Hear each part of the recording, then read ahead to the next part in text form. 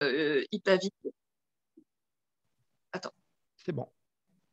Voilà. Donc, je voudrais remercier Son Excellence Madame Ipavik, qui est ambassadeur de Slovénie en France, d'avoir accepté notre invitation. Merci aussi à Michel Derdevet à la Maison de l'Europe de co-organiser cette visioconférence avec l'Union des consuls honoraires en France. Pardon. Merci à Tatiana Rodica Dumas, qui est consul honoraire de Slovénie à Lyon et en France, pour son aide dans l'organisation de cette rencontre. Et puis surtout, merci à tous pour votre participation. Vous le savez tous, depuis le 1er juillet et pour le second semestre 2021, la Slovénie va présider l'Union européenne à la suite du Portugal et avant la France. Cette séquence, elle se situe à un moment clé par rapport à différents textes et enjeux, ne serait-ce que sur les dimensions environnementales et sociales. Et c'est pourquoi nous avons invité Madame Ipavich, à la fois pour qu'elle nous parle des enjeux et des objectifs de la présidence slovène, sachant que nous pourrons lui poser toutes les questions que nous souhaiterons. Vous verrez, il y a deux moyens de le faire. Vous avez une petite possibilité de lever la main ou d'écrire votre question sur le chat. Maintenant, je laisse la parole pour poursuivre cet accueil à Michel Derdevet, qui est le président de la Maison de l'Europe, et que je remercie d'avoir accepté de co-organiser avec nous. Merci beaucoup Anne-Marie, merci de ces petits mots d'accueil et puis ravi d'organiser cet échange avec l'Union, puisqu'on a l'habitude un petit peu à la Maison de l'Europe de recevoir tous les semestres les débuts de présidence et les ambassadeurs qui représentent les pays qui président l'Union européenne.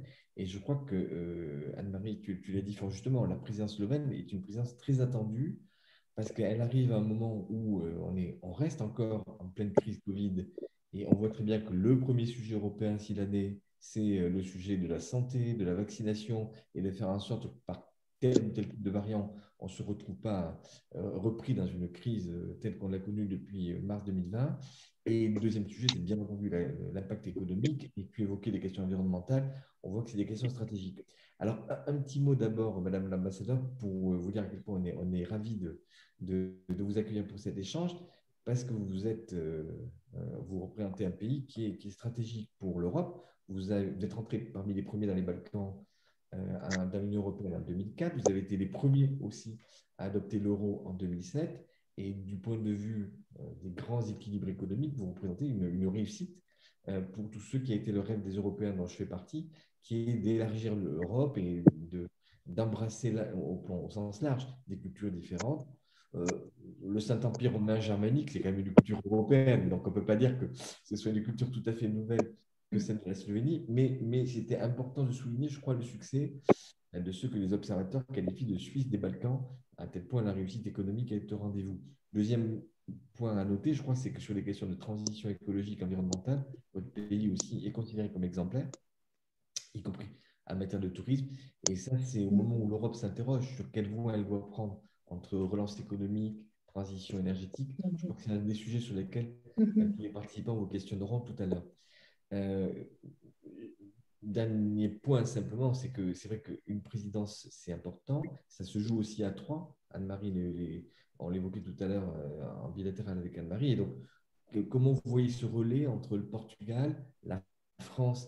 Donc, vous savez que le président de la République a mis le sujet européen en haut de ses préoccupations depuis 2017. Et comment s'articule, si vous pouvez nous donner quelques informations, ce passage de relais entre nos amis portugais et la présidence française?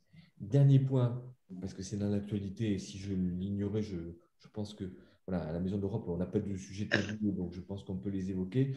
Les médias se sont un peu émus. Vous avez des questions sur y a-t-il une Europe de l'Est, une Europe de l'Ouest? Est-ce que les valeurs sont séparées entre l'une et l'autre?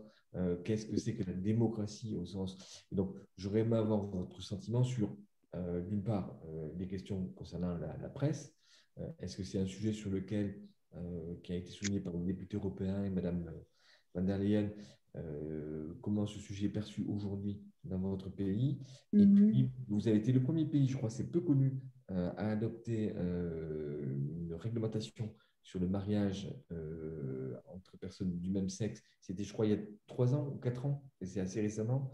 Oui, oui. Non, il y a 4 ans.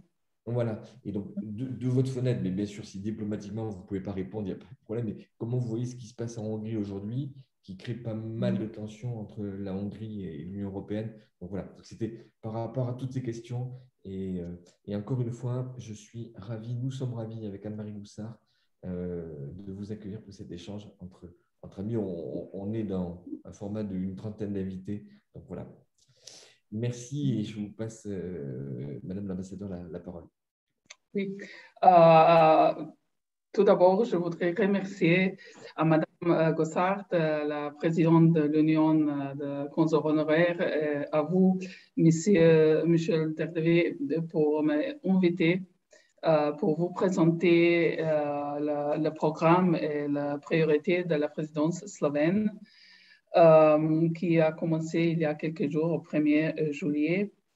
Et bien sûr, c'est important que je dise dober dan aussi à notre seul consul honoraire, Madame Rodica, à Lyon. Bonjour. Et je dis aussi bonjour à tous vous qui sont présents aujourd'hui à cette visioconférence. Si vous permettez, maintenant, je veux continuer avec la présentation de notre programme de la présidence et après, je vais répondre à votre question qui vous avez aussi déjà posée et j'espère que je peux les répondre tous. Comme vous le savez, ces dernières années, l'Europe a été confrontée à d'importants défis de la crise économique, à la sortie du Royaume-Uni de l'Union européenne, aux migrations et bien sûr sur la pandémie. Tout cela soulève des questions parmi les citoyens sur l'efficacité et les avantages d'être membre de l'Union européenne. Comme vous le savez, peut-être la Slovénie a préparé le programme de présidence avec nos partenaires de trio Allemagne et le Portugal, conformément au plan stratégique de l'Union européenne pour la période 2024. La Slovénie est la dernière dans le trio de présidence et donc également la passerelle vers la prochaine trio qui commence la France le janvier prochain. C'est pourquoi la coopération étroite entre nos deux présidences et pays est très importante. Je voudrais exprimer toutes mes félicitations pour l'énorme travail accompli par nos partenaires de trio. Malgré une période difficile face à la crise de Covid, ils ont fait un excellent travail. Rien que l'accord sur le fonds de relance et la mise en œuvre de ces accords, c'est historique. Grâce à cela, aujourd'hui, le premier lot de plans nationaux a été approuvé par la Commission et nous, les États membres, pouvons commencer à utiliser le fonds alloué pour la sortie de crise. Surtout, cela apporte une nouvelle élan pour l'économie européenne basée sur la transition verte et la transformation numérique, afin de rendre l'Europe stratégiquement plus autonome. Nous visons à achever dans le meilleur délai les procédures d'approbation de plans nationaux pour la reprise. Nous attendons avec impatience les 6 mois à venir. Il s'agit de la deuxième présidence slovène au Conseil de l'Union européenne, la première datant de 2008, et nous sommes ravis de pouvoir travailler avec les 26 membres pour une Europe plus résiliente qui sera mieux préparée et prête à relever ces défis à l'avenir. Travailler ensemble, c'est soutenir mutuellement et agir de manière solidaire pour le bien de chaque citoyen européen sera essentiel pour renforcer la résilience de l'Union européenne. Dans ce contexte, la Slovénie a choisi le slogan « Ensemble, résilient Europe » comme une réponse aux défis de l'Union qui seront également au cœur des débats sur l'avenir de l'Europe. Pour vous donner une idée de la tâche que nous attendons, quelques 1600 réunions de travail auront lieu à Bruxelles et plus de 100 réunions en Slovénie dans ces 6 mois. Permettez-moi maintenant de souligner les 4 domaines clés auxquels la présidence slovène accordera le plus d'attention. La première, la priorité fondamentale, résilience, relance et autonomie stratégique de l'Union européenne sera de contribuer à la construction d'une union plus forte. Notre objectif est de contribuer à une réponse plus efficace et coordonnée aux crises qui dépassent les capacités de réaction des États membres individuels ou qui ont des effets transfrontaliers importants. Au cours de la présidence, Nous nous concentrerons donc sur le renforcement de notre capacité à faire face avec succès de pandémies et aux diverses formes de risques et de menaces de sécurité de plus en plus complexes, telles que les cyberattaques. La Slovénie se concentrera en particulier sur deux domaines, aux menaces liées à la santé et à la cyber-résilience.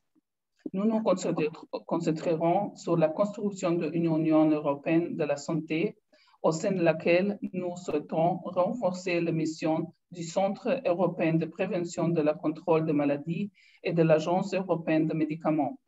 Cela en vue d'établir une base scientifique de qualité sur laquelle les États membres pourront fonder leurs décisions en cas de la pandémie. Également, nous entamerons la discussion sur ERA, la nouvelle autorité européenne de réaction en matière de santé. Dans le domaine de la cybersécurité, notre priorité clé est d'améliorer la cyber-résilience de l'infrastructure clé et la gestion de cybercrises. La Slovénie s'engagera également à renforcer l'efficacité de la réponse de l'Union européenne face aux différentes catastrophes naturelles. Nous soutiendrons la poursuite du développement des capacités de la réserve européenne de protection civile ainsi que l'augmentation de l'efficacité opérationnelle. L'expérience de la crise de la COVID-19 a clairement montré que la résilience de l'Union européenne ne peut être garantie sans aborder la question de la dépendance de l'Union vis-à-vis de certains biens essentiels. La présidence slovène souhaite donc accélérer la discussion visant à garantir l'autonomie de l'Union européenne dans certains domaines stratégiques.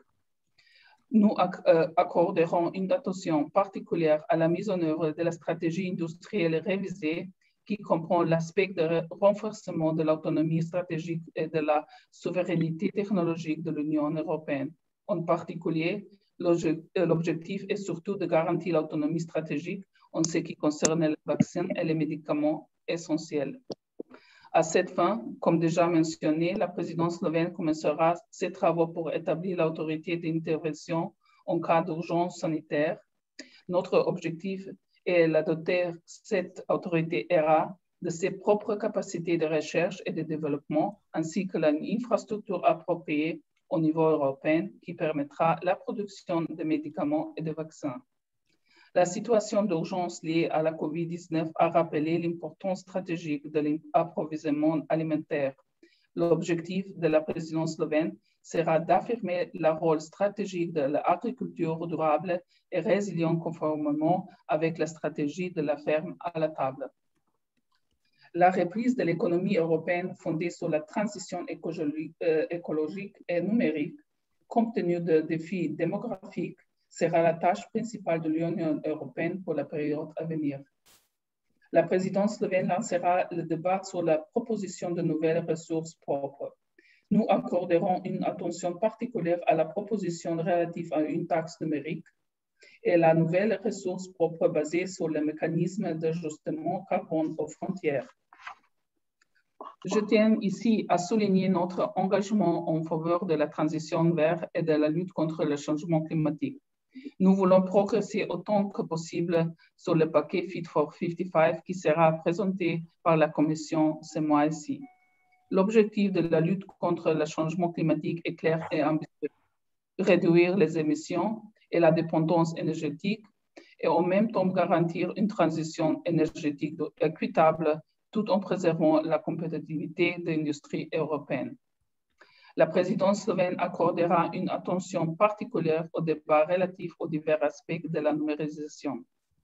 Nous soutiendrons les avances qui assurent l'Union européenne une plus grande autonomie numérique et une réduction plus rapide de l'écart avec les leaders mondiaux.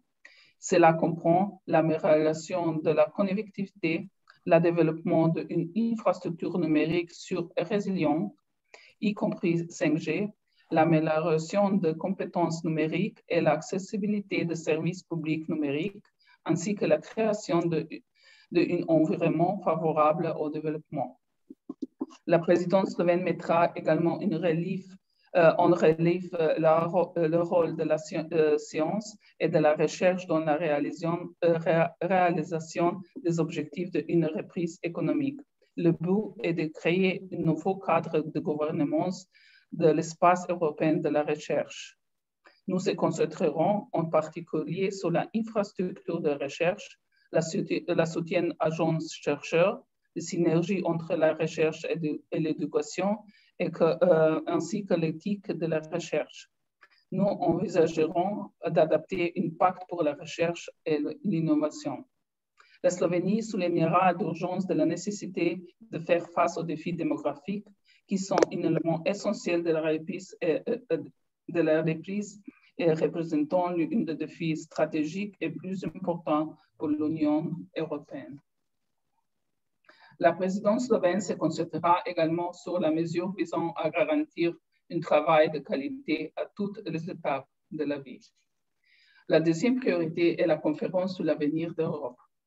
La conférence avec l'approche bottom-up offre aux citoyens européens une opportunité de définir une nouvelle vision pour l'avenir de l'Europe et de renforcer une compréhension commune des défis auxquels nous sommes confrontés. Une partie importante de la conférence aura lieu pendant notre présidence. Notre objectif est d'engager des discussions avec les citoyens et d'organiser un débat large et inclusif sur les principaux défis pour notre avenir. Dans cette optique, la Slovénie lancera une série de discussions, notamment des événements de haut niveau, comme par exemple le 6e Forum stratégique de Bled début septembre. La Slovénie fera tout ce qui est en son pouvoir pour que les travaux de la conférence progressent conformément au plan et prévoyant une conclusion lors de la présidence française en printemps 2022. Notre troisième priorité est une union qui promeut le mode de vie, promouvoir le mode de vie européen, l'état de droit et de critères égaux pour tous. Dans le cadre du troisième domaine clé, nous mettrons en relief la nécessité de sensibiliser le public au mode de vie européen fondé sur le respect de la dignité personnelle, de la liberté et des droits fondamentaux, ainsi que sur le respect des règles. À cet égard, les éléments clés sont un bon développement économique et social général, un niveau élevé de sécurité sociale et une éducation de qualité et inclusive. Nous accorderons une grande attention au débat de l'état de droit sur la base du deuxième rapport annuel de la Commission européenne. Nous sommes profondément convaincus qu'un dialogue constructif et une meilleure compréhension de différents systèmes dans l'État membre contribuera à renforcer l'état de droit dans l'Union européenne. La quatrième priorité est une union crédible et sûre, capable d'assurer la sécurité et la stabilité dans son voisinage. Au cours de sa présidence, la Slovénie se concentrera également sur le renforcement de la sécurité de l'Union européenne. À cette fin, nous encourageons des mesures visant à renforcer la sécurité intérieure et extérieure de l'Union européenne. Dans ce contexte, l'objectif de la Slovénie est la mise en œuvre effective de la législation Schengen et le fonctionnement global d'un espace Schengen plus fort, plus robuste, sans contrôle aux frontières intérieures.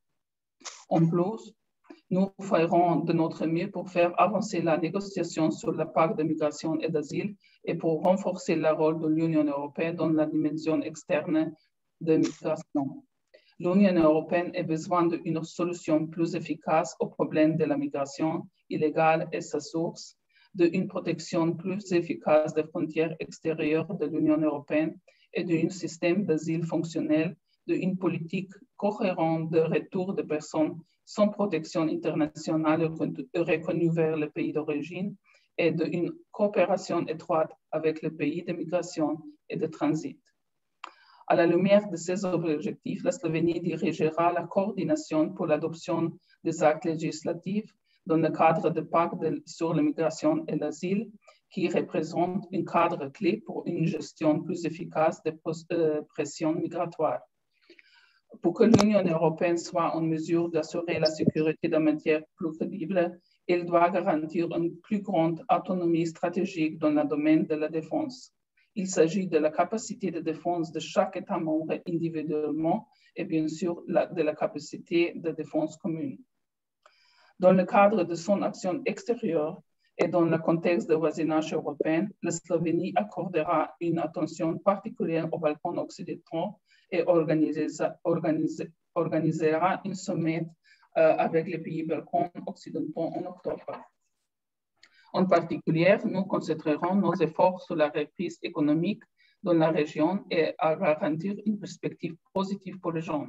Notre but est de renforcer la résilience de la région dans le domaine de la cybersécurité, de la connectivité et de la transition verte. La Slovénie est fermement convaincue qu'un processus de l'adhésion crédible reste pour l'Europe utile le plus précieux si elle veut assurer la stabilité et la prospérité des pays Balkans occidentaux. Également, dans le contexte de voisinage européen, les 2 sommets de l'Union européenne sont prévus, le sommet de partenariat oriental et le sommet avec l'Ukraine. Une attention particulière sera accordée aux relations transatlantiques et à la poursuite du dialogue sur la question de l'importance globale, y compris sur le voisinage européen et la coopération avec l'OTAN. Et pour conclure, nous savons toutes et tous que la prochaine présidence, y compris la nôtre, devront faire face à des défis croissants, mais nous sommes prêts à y faire face ensemble. Merci. Et maintenant, je peux répondre à la question. Si vous, M. Derdeve, pouvez encore une fois me souvenir ce que... Michel, merci Madame l'ambassadeur. Effectivement, je laisse la parole à Michel pour pouvoir lancer les premières questions et reprendre son introduction. Tout à fait. Et donc, non, les questions, alors il y a quelques questions qui sont apparues sur le chat. Et donc, je rappelle à tous les participants que vous pouvez bien sûr, en utilisant le chat, poser vos questions. Non, le sujet, et d'ailleurs, ce n'est pas votre pays qui était aux avant-postes de ce questionnement, mais ça a été un questionnement sur les valeurs européennes. Vous savez, à la Maison de l'Europe, on a eu la chance d'être présidé de 2004 à cette année par Catherine Lalumière, qui fut par ailleurs secrétaire générale du Conseil de l'Europe. Et Catherine Lalumière avait l'habitude de dire que l'Europe n'était pas qu'un marché ou qu'un espace économique ou de liberté de circulation des personnes, des biens, des services et des marchandises, mais que c'était aussi des valeurs. Et donc, première question pour amorcer l'échange, comment vous voyez-vous, du point de vue slovène, ce débat sur les valeurs qui parfois peut-être est stigmatisant, parfois est un peu caricatural. Donc, est-ce qu'au-delà des différences, et l'Europe, bien entendu, qu'elle a des sensibilités politiques, il y a des groupes politiques au Parlement européen dans chaque pays, mais est-ce qu'il y a ce débat sur les valeurs en Slovénie et voilà, qu'est-ce qu'on peut en dire au-delà des grands chantiers que vous avez évoqués? Encore une fois, je vous remercie de votre intervention parce qu'elle a été très complète sur le pain sur la planche qu'il va y avoir ces prochaines semaines, ces prochains mois. Vous arrivez à un moment stratégique pour l'Europe, mais voilà, pour lancer un peu l'échange, ce débat sur les valeurs, comment vous le percevez? Et c'est vrai que parfois il est un peu vif, caricatural, stigmatisant, mais qu'est-ce qu'on peut en dire aujourd'hui? Non, la Slovénie donne une grande importance pour le respect des valeurs. Je pense qu'il n'y a pas l'Europe sans le respect des valeurs. C'est pour commencer.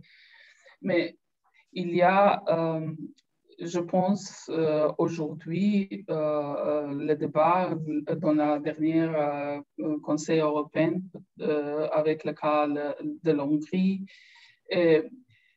Nous sommes, comme la présidence, nous sommes dans une position qu'on ne peut pas prendre de supporter l'un groupe contre l'autre.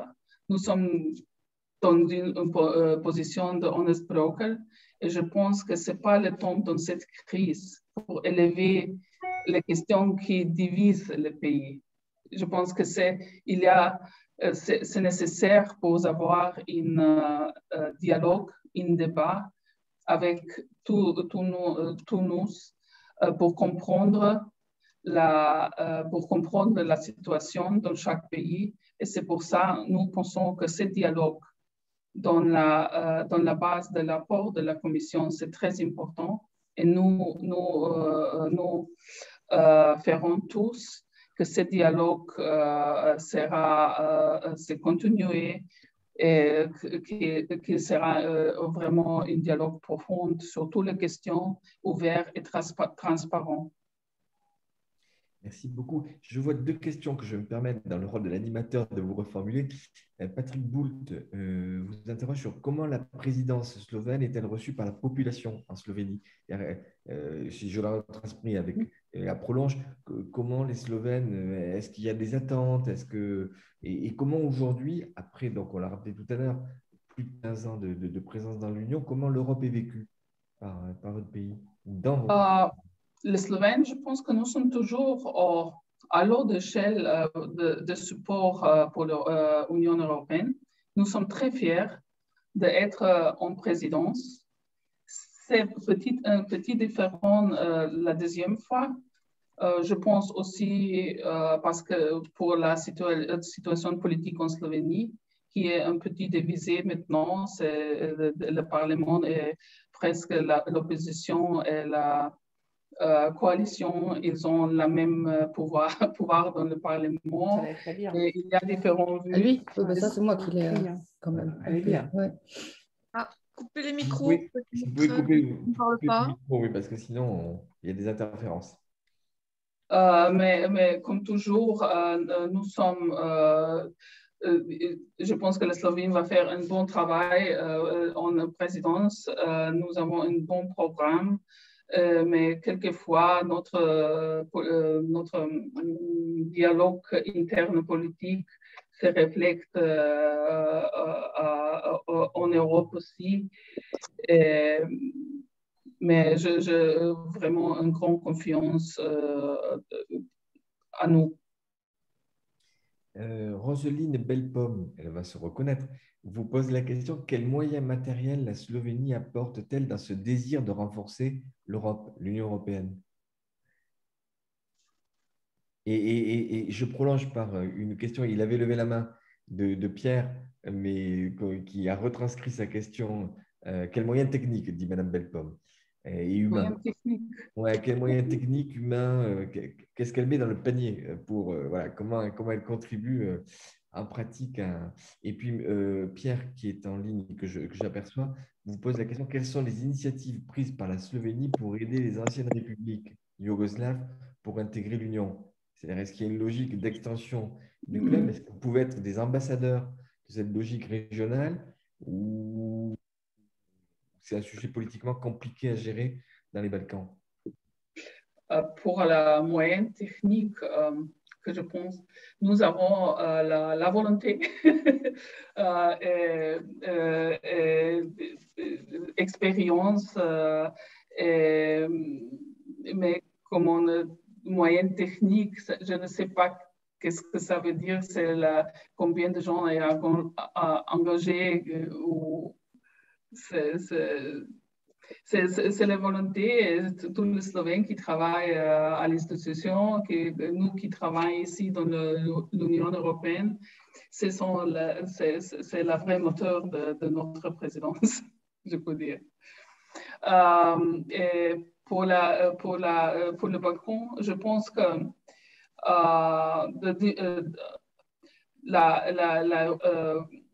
l'Union européenne a invité le pays des Balkans en 2003 pour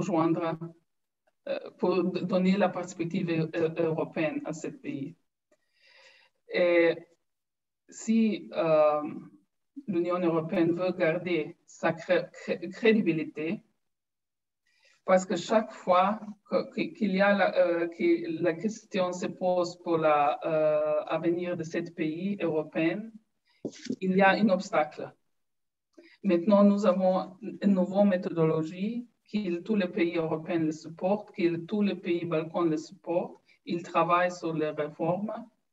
Mais c'est très important que nous donnons un signal politique.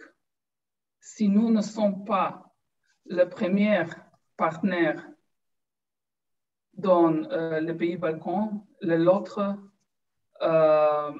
l'autre pays dans le niveau international prendre notre place.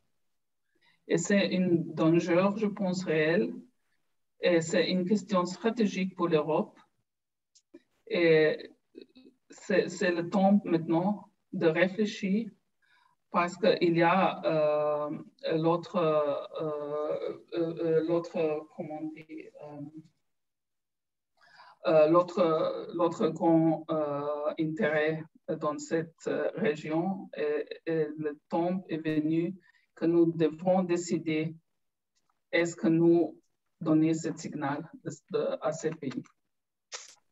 Et c'est pour ça que nous organisons le sommet avec les pays Balkans pour donner cet appui politique pour cette politique.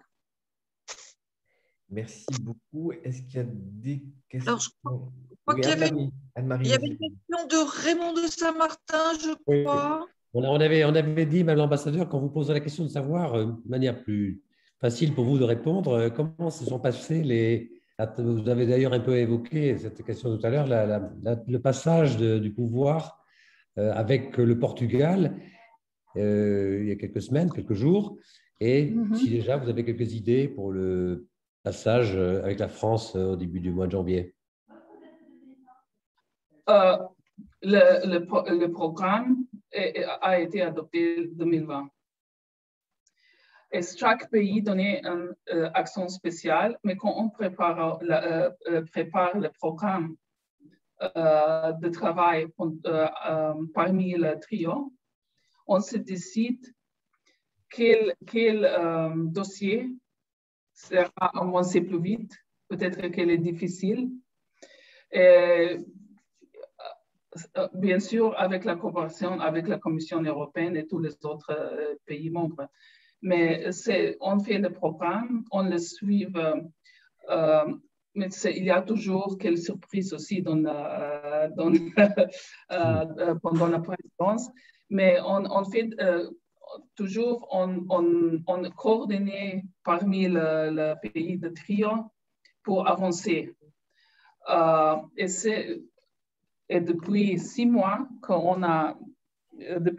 nous sommes en contact très régulier avec notre partenaire française pour voir comment avancer certains dossiers. Et ça se passe comme ça. Okay. Ça se passe bien. Pardon, il y a un nouveau dossier qui apparaît, enfin il y a un dossier qui est récurrent, qui est celui de l'immigration, avec l'immigration classique, malheureusement, celle qui vient de la Méditerranée, etc. Et puis une nouvelle forme qui apparaît, peut-être parce que je suis consul de Lituanie, je suis plus sensible à cette question, c'est celle qui vient de Bélarus vers la Lituanie et la Pologne. L'Union européenne va devoir prendre des positions. Déjà, un certain nombre de gens de Frontex viennent d'arriver, mais ça reste mineur. Et pour autant, ça risque peut-être un enjeu politique majeur dans les mois qui viennent. Est-ce que quelle va être la position de la présidence slovène sur cette question? Je pense aux premières, c'est aussi une question de solidarité parmi les pays européens. Nous avons le Frontex, nous avons les moyens et nous devrons l'utiliser pour aider. Et bien sûr, il y a aussi la dialogue politique qui est un petit difficile. Mais quand même, on doit le continuer d'essayer d'avoir un dialogue avec tous les partis qui sont qui sont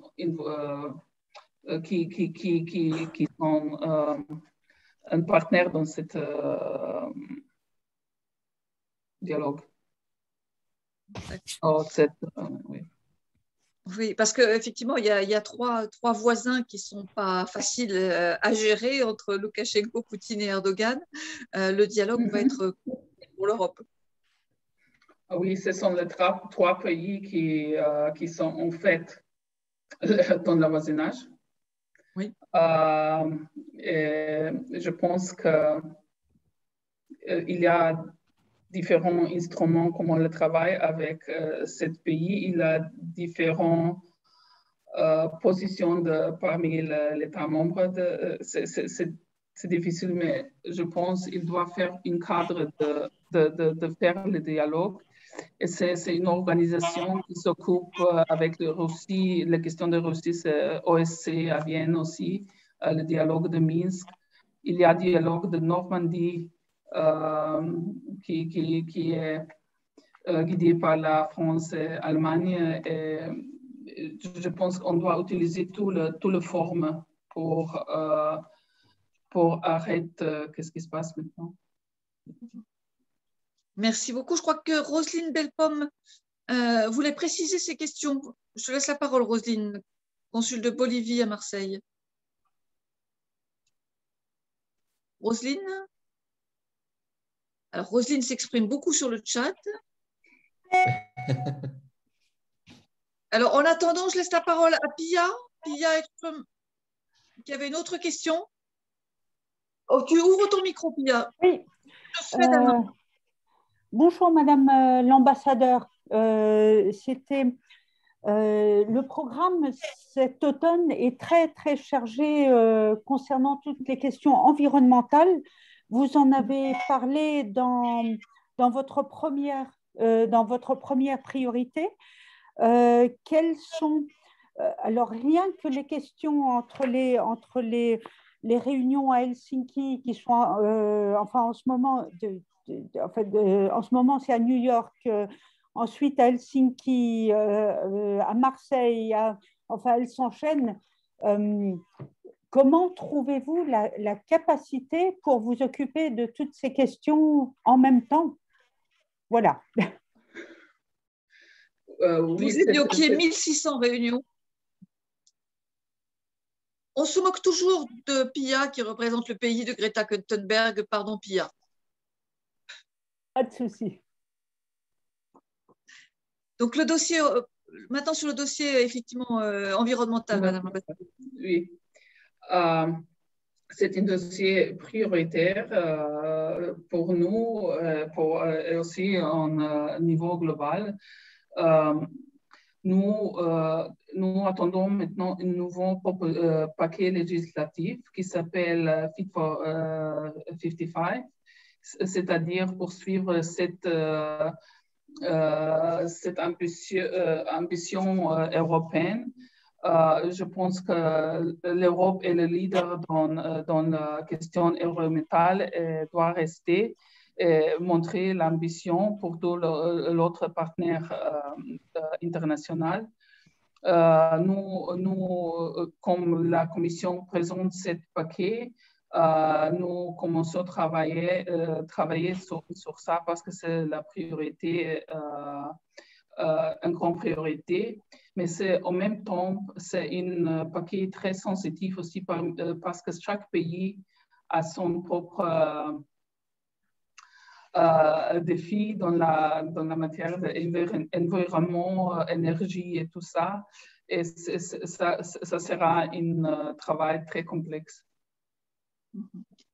Il y a une question également sur le chat concernant la participation. La France vient d'avoir des élections départementales et régionales avec un taux de participation très faible. Est-ce que les Slovènes s'intéressent plus à la vie politique? Est-ce qu'ils sont plus engagés dans la vie politique que les Français et les autres Européens? Malheureusement, non. La dernière élection, je pense que dans les 3 dernières élections, le taux est plus bas, chaque fois plus bas. Et c'est environ 30-35% la dernière, oui. Et pour les élections européennes, c'est pareil? C'est pareil, oui.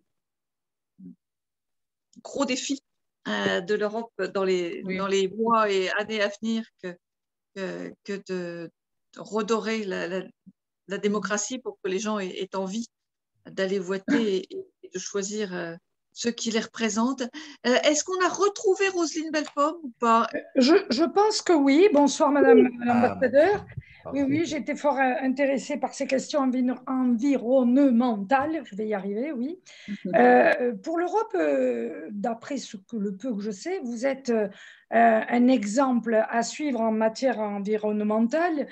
Vous préservez vos animaux, vous proposez des ours à la communauté européenne, y compris en France. Je me suis trouvée nez à nez avec un ours de chez vous dans les Pyrénées.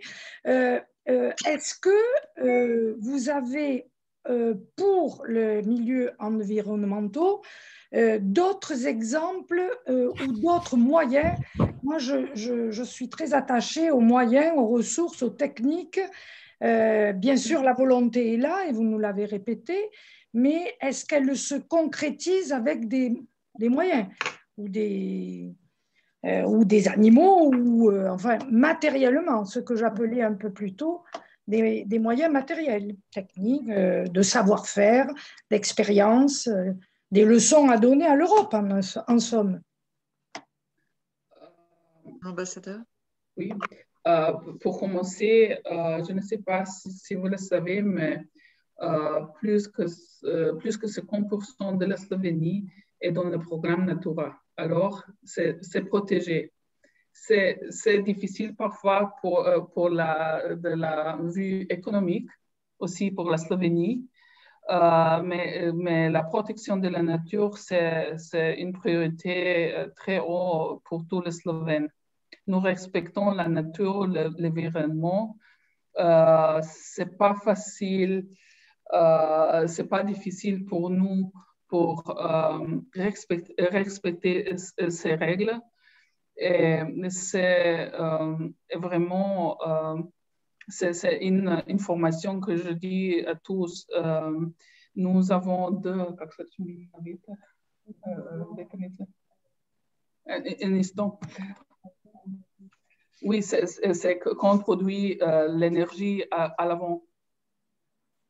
L'éolien, oui. Les deux en Slovénie. Et seulement un qui marche. Parce que la deuxième, le défenseur de la nature et des animaux, dit non. Et c'est vraiment chaque fois que quelqu'un va présenter quelque chose qui peut, qui peut affecter la nature, c'est difficile en Slovénie. Mais c'est ça, je pense, et c'est dans chaque communauté, hein. C'est vraiment quelque chose, ce sont les gens au premier front. Et oui, nous avons beaucoup de l'innovation sur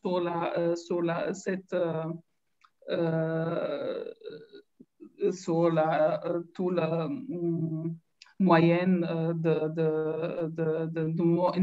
énergie et tout ça. Et nous n'avons pas vraiment... nous avons l'industrie, mais ce n'est pas la grande usine qui l'environnement. Oui. Justement, est-ce que c'est bien que vous possédez ces propositions, vous comptez les faire à l'Europe, puisque vous dites que tout le monde respecte tout. Moi, je vous suggère de venir voir à Marseille où personne ne respecte rien. Donc, peut-être que vous avez des exemples à nous donner ou une expérience à proposer à la France, entre autres. Oui, je pense que c'est aussi le système éducatif chez nous. Que c'est tous les enfants, c'est la vie de tous nous chaque jour, hein, pour protéger la nature. Je pense que le système éducatif doit être peut-être amélioré partout en Europe. Hein. Et aussi pour investir plus dans l'environnement et tous les moyens énergétiques et tout ça. Mais c'est un enjeu que je pense que ce n'est pas fait par chaque pays individuel. C'est l'Europe ensemble qui peut changer quelque chose. Oui, mais si tout le monde apporte son petit grain de sable, on peut faire quelque chose. Oui, c'est ça. Et nous espérons que cette nouvelle discussion en Europe, ça va donner les résultats. Il faut que ce soit suivi d'actes. Oui. J'ai vu que Pierre Binonzio levait la main. Pierre, retire ton micro. Consul de Lituanie. Oui, j'aimerais aussi avoir un autre aspect. On a parlé des problèmes qu'on avait avec les Russes, malheureusement. Enfin, pas les Russes, avec Poutine, avec Loukachenko et les Turcs. Mais il y a une invasion qui se fait aussi en ce moment, c'est la Chine. La Chine qui investit énormément, en particulier dans les Balkans. Est-ce qu'il n'y aurait pas une possibilité que l'Union européenne intervienne très fortement, de sorte à ce que les pays commencent plutôt à se tourner vers l'Union européenne que vers les Chinois, qui en définitive sont en train de faire une mainmise sur un certain nombre de pays. Je voudrais parler en particulier de ce qui se passe en ce moment au Monténégro ou dans d'autres pays européens, qui sont le Portugal, qui sont la Grèce. Donc, est-ce qu'il n'y a pas tout de même une volonté de la part de l'Union européenne de pouvoir récupérer ces dossiers qui vont être à terme brûlants? Je rajouterais en particulier sur les infrastructures, que ce soit les infrastructures énergétiques et de transport, les ports, les aéroports, etc. Lourde question, Madame l'ambassadeur. On ne vous gâte pas, hein. Je suis vraiment désolée, mais on vous pose des questions désagréables. Oui, je pensais que j'étais claire avant. C'est pour ça que la Slovénie met le Balkan comme la priorité.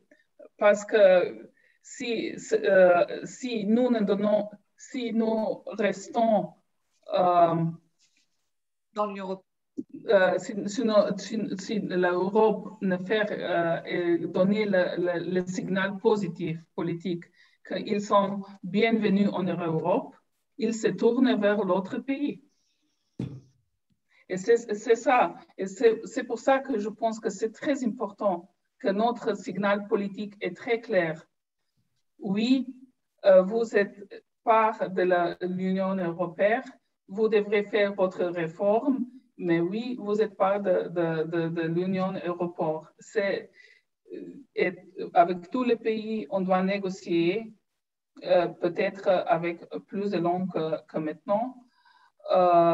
Sinon, je pense que c'est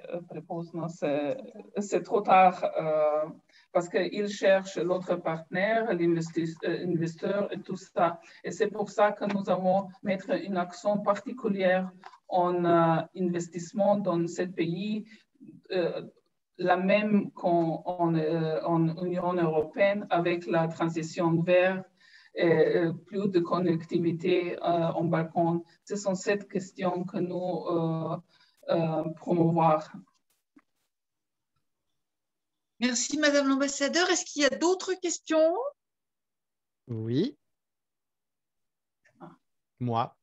Ah ben, vas-y, Bertrand. Madame l'ambassadeur, vous savez que, alors je l'explique peut-être, tout le monde ne le sait pas, mais il y a un conflit territorial qui se joue depuis de très nombreuses années avec la Croatie sur le golfe de Pirane. C'est un conflit qui, pour l'instant, enfin, conflit, c'est un grand mot, hein, il n'y a pas encore de croiseurs, de destroyers qui patrouillent. Pour l'instant, on n'en est qu'aux des arguments juridiques.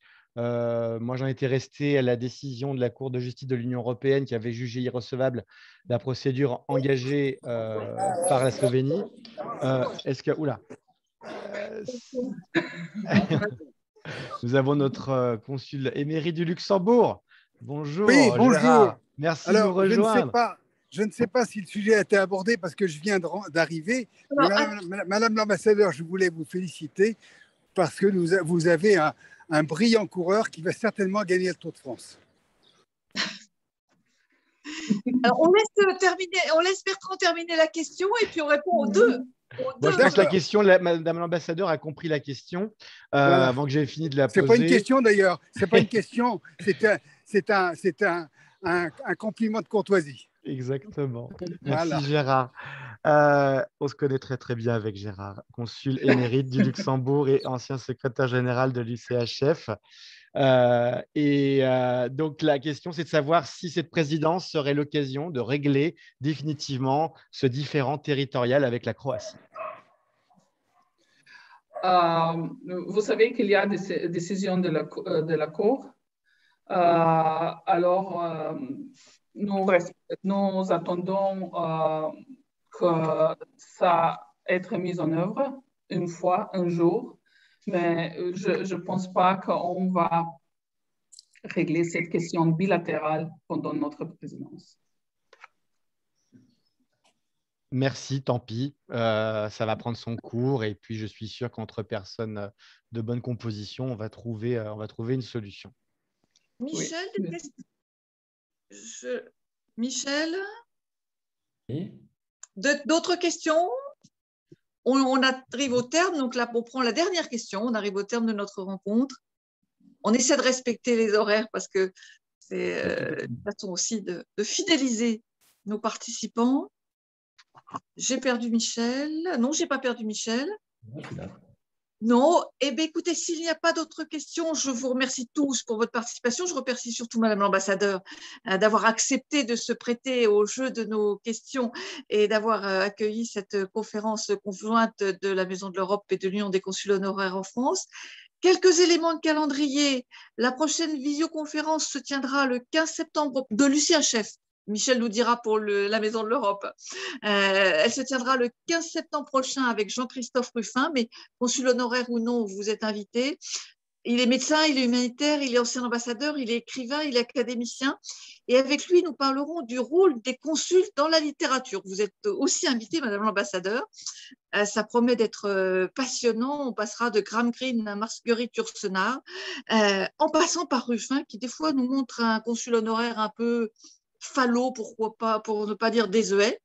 On va lui dire ce qu'on en pense. Et ce débat, il sera co-animé par nos deux consuls humanitaires, honoraires humanitaires, que sont Jacques Beaulieu, le consul honoraire du Cambodge à Lyon, et Pierre Minanzio, le consul honoraire de Lituanie, qui auront beaucoup de choses à lui demander et à dire et à échanger à partager avec lui.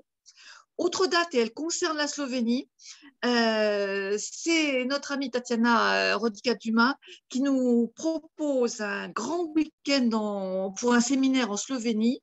Donc, vous pouvez d'ores et déjà retenir les dates du 13 au 17 octobre. Vous recevrez tous le programme.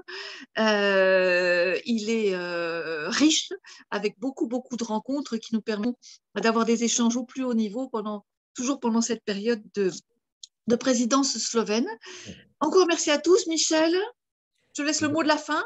Ben, écoute, en tout cas, pour remercier vraiment de tout cas Madame l'ambassadeur, parce que l'exercice est résumer les projets ou les objectifs de 6 mois, c'est quand même pas simple dans les mécanismes européens. Encore une fois, on a été ravis de vous accueillir. Et puis pour tous les participants, si vous voulez un petit peu avoir le menu des activités de la Maison de l'Europe pour les 6 mois à venir, on a un site web, on a une lettre, vous pouvez vous abonner et vous recevrez une newsletter à peu près une fois par semaine, même plus fréquemment, qui vous donne les indications des conférences organisées. Donc, je ne rentrerai pas dans le détail, mais n'hésitez pas. Et puis, ravi, Anne-Marie, qu'on ait monté cette initiative ensemble. Et puis, je pense qu'elle augure d'autres rencontres communes à travers tous les réseaux qui sont les nôtres respectivement. Bonne soirée à toutes et à tous. Et Madame l'ambassadeur, encore une fois, mille merci, Excellence, pour l'échange de ce soir, qui a été très clair et très ambitieux. Et je retiens les beaux mots qui sont le leitmotiv de votre présidence pour les 6 mois à venir, qui sont ensemble, résiliente Europe. Puissions-nous avancer dans ces 3 directions dans les 6 mois à venir. Merci encore. Merci à vous et bienvenue en Slovénie. J'espère que que beaucoup de vous visiterez la Slovénie. C'est maintenant aussi la temps de vacances. La Slovénie est vraiment un petit bijou vert au milieu de l'Europe. Et je pense que c'est plus en plus populaire parmi les Français parce qu'il y a le bon vin, la gastronomie, avec l'étoile Michelin aussi. Alors, bienvenue en Slovénie. J'espère que ce n'est pas cet été. Bien sûr, avec accepter la limitation de notre protocole horaire. Nous sommes en contact avec elle et j'espère qu'on va préparer un programme très intéressant et que la situation sanitaire va permettre ça aussi. Absolument. Oui. Merci beaucoup. Parfait. Bonne soirée à tous et merci beaucoup. Merci beaucoup. À bientôt. Merci. Merci. Au revoir. Merci. Merci, au revoir. Do widzenia. Do widzenia. Na svidenje. Na svidenje, na Ah bah, svidenje. Hvala Tatiana, venez, lepa venez. za- Regardez qui arrive. Regardez qui vient d'arriver. Alors, qui est-ce Montrez-vous, qui les amis. Ah, Montrez-vous à Tatiana. Oui, Et elle ne vous voit pas là. Nina. Descendez un peu. Voilà. les Slovènes, les Donc, du coup, je vais Slovènes. leur montrer l'enregistrement de la visioconférence. Allez, Ouais, super. Voilà, exactement, autour d'un bon verre. Voilà. Merci à tous. À bientôt. À bientôt. Ciao. Virginia. Na svidenje. Eh bien, mettez-vous. Pas de souci. Attendez, je vais mute.